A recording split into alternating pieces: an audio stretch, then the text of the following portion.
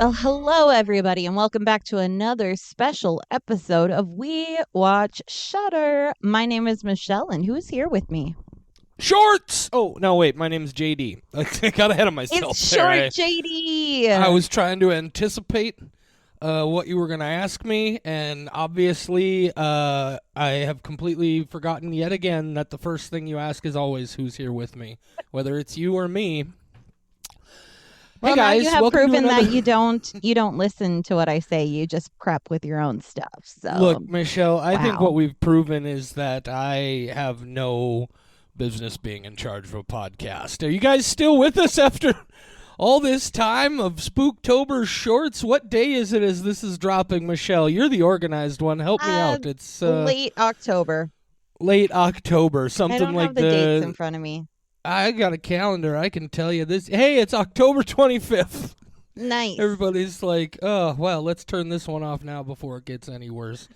Well, I'll take the we're reins back then. I'll do it. I got it. Go We'll ahead. get this horse back on the track. Go ahead. The Please railroad do. track. The horses do. died from being on the railroad tracks. There was a train. Oh no. Okay, well, we're horseless, but we've still got a direction for the podcast. It is Spooktober, everybody. Is it October 25th and you're just now realizing that Halloween's coming up? Well, got bad news for you. It is. Sucks to be you. Yep. So we like to watch a movie every day in the spooky month. And last year we decided to put out an episode every day during the spooky month, but that would have killed us this year. So we didn't do that. Instead, we did shorts. We liked the idea of people watching along with us, and hey, it actually worked. A lot of people are watching the shorts and then doing the listening thing with us, and that's pretty cool. Literally would have killed us, by the way. There was a weird demon Literally. thing that said if you guys release a feature review every day in October 2023 again, I'm going to kill you. Absolutely. I also just guys- dropped my shaved ice, so the I, demon was making itself known. Yeah.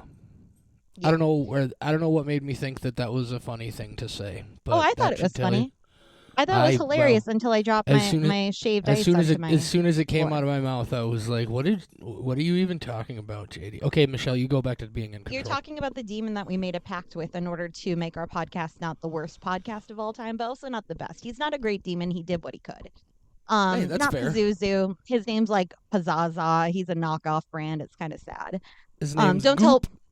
don't tell Goop I said that. We're trying to be buddy and kind of make some new deals for ourselves going into 2024.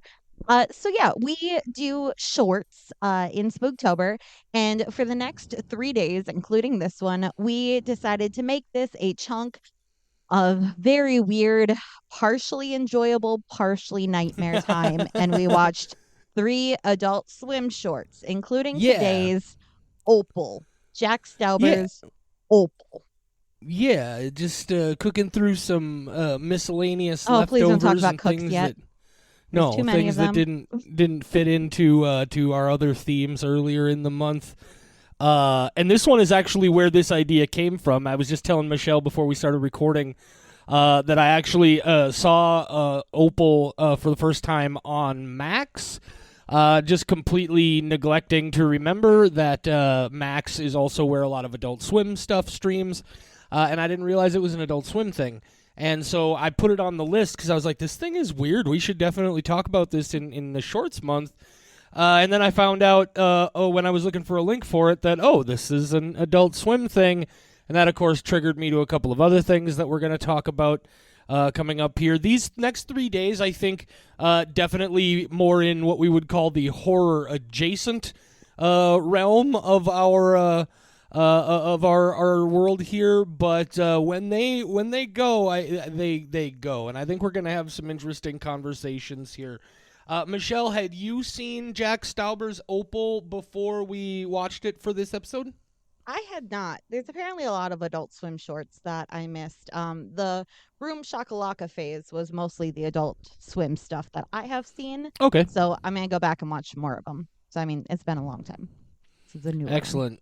So yeah, you guys know if you've been paying attention, we're not doing spoiler-free stuff here. We're just diving right in. If you want to see the short before we tear it apart, it's like 12 minutes long. There's a link in the episode description. It's on YouTube. Michelle. You can find Yeah, it it's on so easily. YouTube. It's easy to find. Just Google, or not Google, just search. Mm-hmm. Even when I'm on YouTube using a search function now, I call it Googling. That is incredible marketing on those people's The parts.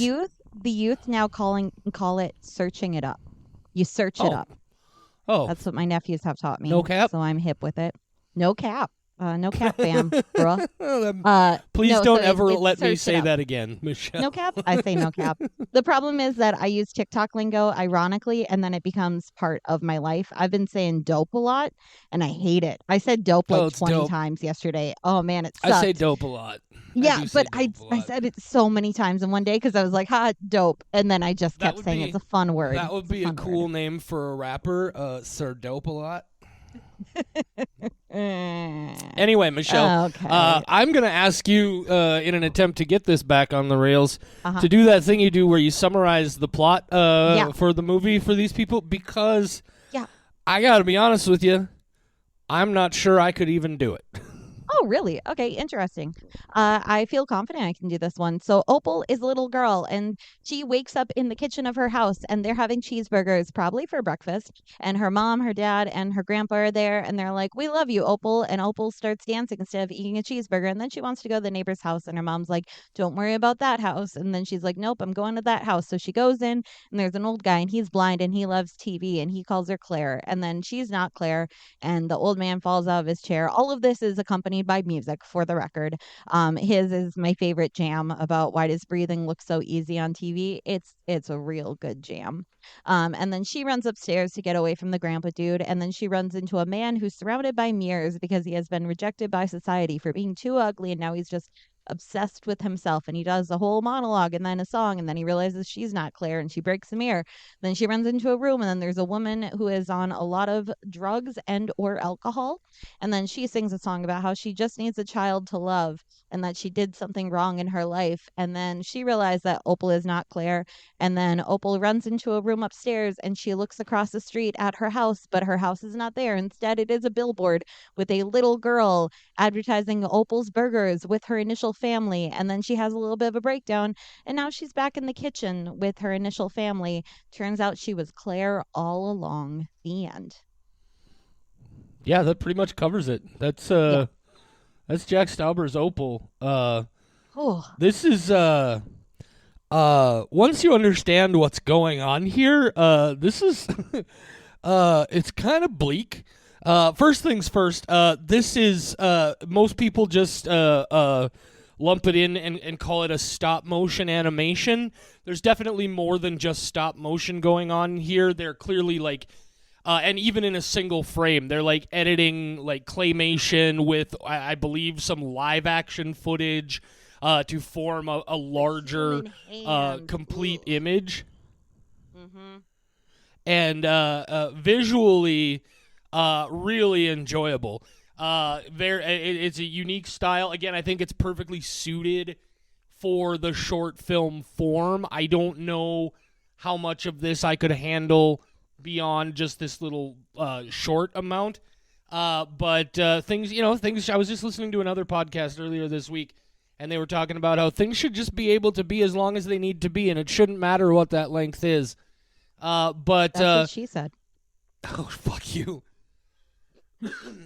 I thought visually really interesting. I love when she's looking at the house across the way, and they use that effect of the lace being pulled through the window to create the ghostly special effect.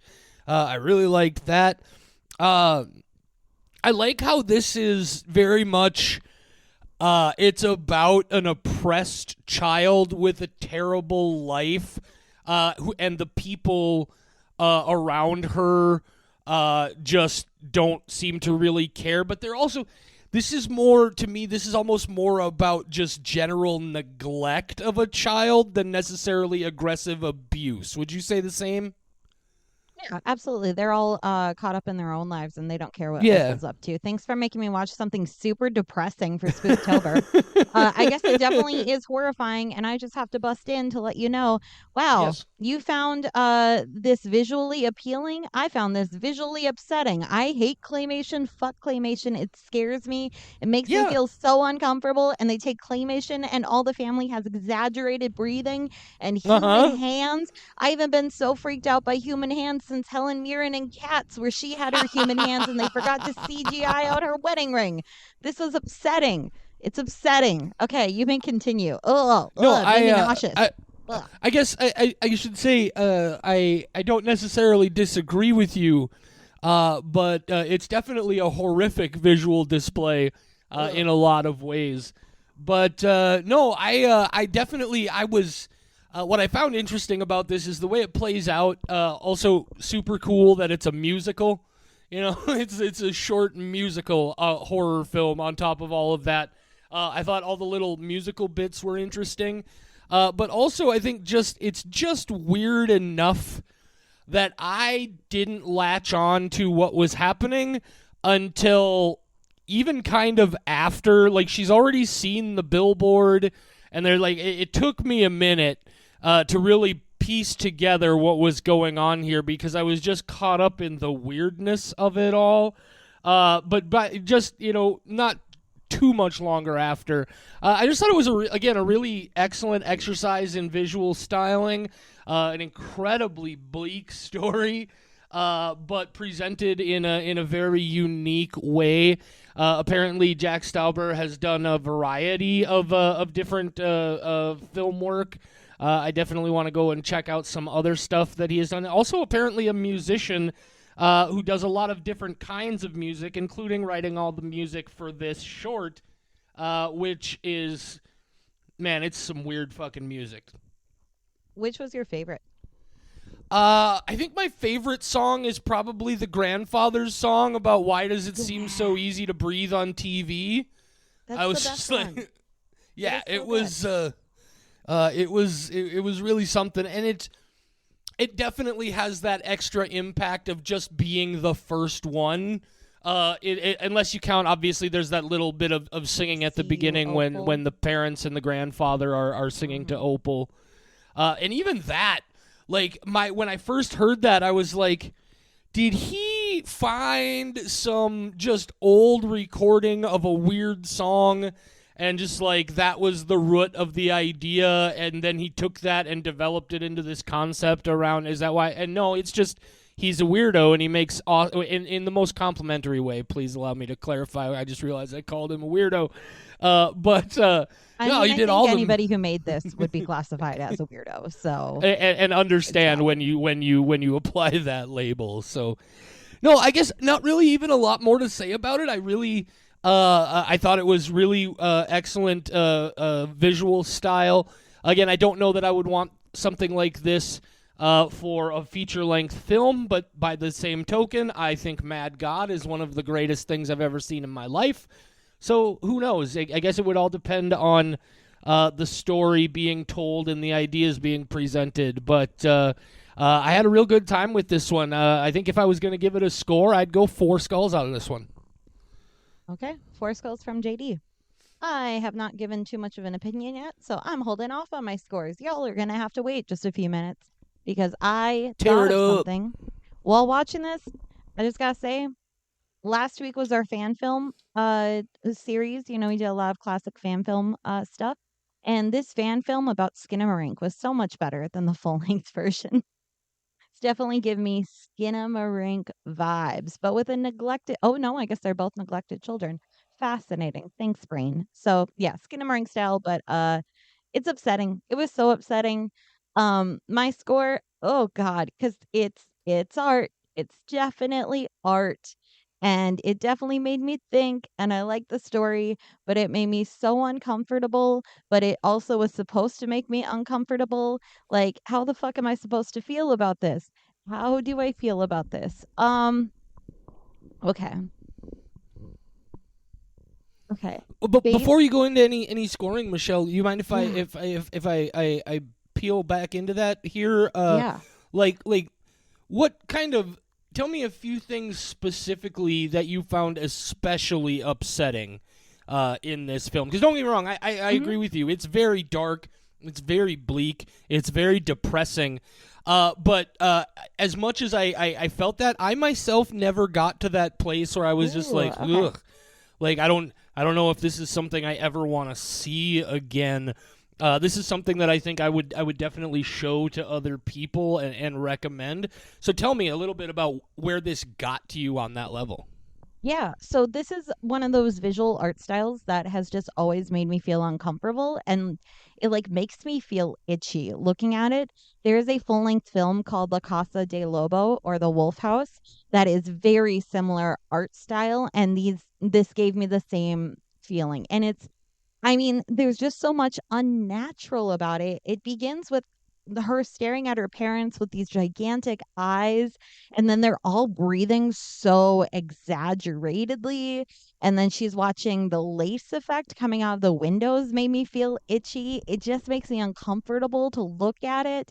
And the way that things can transform in claymation and do transform, like how the blind guide suddenly has her head as eyes and the father turns the mirror around and it's her face. It's one of those things that can only be achieved with claymation. And anytime I watch a claymation thing, it makes me upset. Or like that Mark Twain episode where they meet the devil.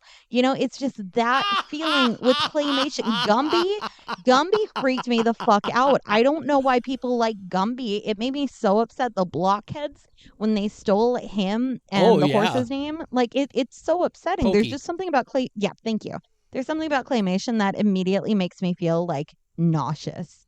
It's like I have a thing about holes, like lotus pods, and I feel the same way of like, oh, looking at that feels like danger. Oh, that's Um, interesting.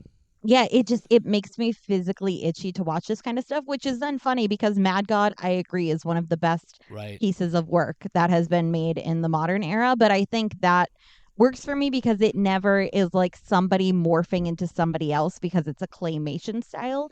There's something that is specific to claymation in how, as they're moving the characters, their faces can Yep. contort and become these Yeah. other things. And oh, it makes me itchy. It makes me so It itchy. uh it definitely is sort of the definition of grotesque, right? Yeah. This is not uncanny valley stuff where it's really close to realistic, but there's an obvious small gap. This is Yeah. definitional classic art grotesquerie, just comically distorted, just really bizarre. And I guess I can understand that. That's always actually a look and style that I've always kind of enjoyed. But I do agree with you. I think part of what that uncomfortableness and anxiety comes from, for me, at least visually, is that thing I mentioned, and you've mentioned it as well, where yeah, there's claymation here, but there's also other things going on here. This is a weird, like each frame is almost like a collage of different visual elements, and just the way they overlap and blend together. Even on that level, there's a superficiality there that becomes really off-putting. Yeah. I think okay, so I've had time to marinate a little bit, like a Uh chicken huh. breast getting ready to Any go other in the oven. before Oh, you give us a score, any other mhm. specific things that you found uncomfortable about this, or was it just that general kind of grotesque claymation vibe? I mean, the story is also really sad. Well, I sure, was so sure. sad. I knew something was wrong with Opal immediately. I caught on right when she was finishing the reflection chamber song with her dad. I caught on like, wait a minute, this person looked like her father and her grandfather. So then when she got to the mom, I was already aware of what was happening, and then I was just very sad. So Yeah. I think this did what it wanted to do. It was sad. It made me uncomfortable. I am fine never seeing it again. But it was beautiful. At the same time, it got across the point. So I guess I will go with a 4.5, and I hope I Nice. never have to watch it again in my You know life. what? It made me itchy. Sitting here, marinating over it. I think actually getting to listen to you talk about it from your perspective a little more, and because the episode is not done yet, I'm gonna modify this, and I'm gonna go right there alongside you with a 4.5. Match Nice. scores 4.5 on this. Yeah, it's Yeah.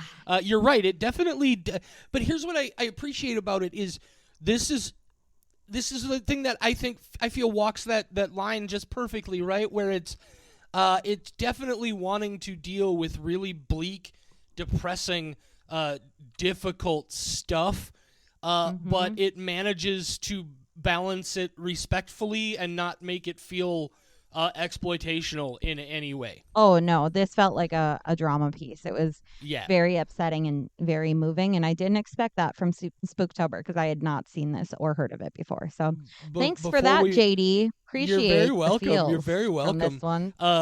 Just as we wrap up, one last thing that I want to mention. This movie also has some very interesting quotes in the dialogue as it goes along. My very favorite one is one from the bad mother, the neglectful mother in the black house. And at one point, she's talking about people who she thinks betrayed her or let her down or whatever. And she says, they didn't repent the way I wanted them to. And I just thought there's so much density in that one sentence. I was just like, that's a fucking line right there. Yeah. Holy My shit. favorite quotes also came from the mom. The one that got me was, "Are you choosing to be a person today?" Because Yep. she knows her daughter checks out and she just doesn't care. Yeah. Fuck this one. I never need to see this one again. We're good. It was great. 4.5 skulls. Fuck it. I never want to see it again. Exactly. I'm fine never seeing it again. I think that's a solid reaction, guys. So, Yeah. So that's what we're doing for today. That's Jack Stauber's Opal. If it sounds like it might be up your alley, even after we spoiled everything, go check it out. I think again, just from a visual perspective, whether you love it or it's really off-putting to you, you're gonna have something to talk about. What's tomorrow, Michelle? Tomorrow is unedited footage of a bear. It's just a bear for 10.5 yeah. minutes. Unedited footage of a bear. That's what we're going to be talking about tomorrow. Bears. Make sure you check out everything else. I don't know what else I want to say. Is there anything else you want to say, Michelle? Just saying goodnight, I guess. Oh, well, say goodnight, Michelle. Good night, Michelle. We Watch Shudder is a production of Rat Factory Media, your home for all of today's Rat Factoryist podcasts. The views and opinions of the hosts and guests of We Watch Shudder are their own and do not necessarily reflect the views and opinions of Rat Factory Media. But wait, aren't Rat Factory Media and We Watch Shudder the same people? Shut your cake hole, Charlie. Nobody asked you. We Watch Shudder is available free on all major podcast platforms, and the easiest way to support We Watch Shudder is also free. Just leave a rating and review on your platform of choice. Merge your consciousness with ours on Facebook, Instagram, TikTok, and Twitter. We're at We Watch Shudder on all those social media platforms. Or find us the old-fashioned way, on the web at WeWatchShudder.com or by email at mail@WeWatchShudder.com. Heck, you can even leave us a voicemail at 701-566-9510. No, seriously, 701-566-9510. Try it if you dare.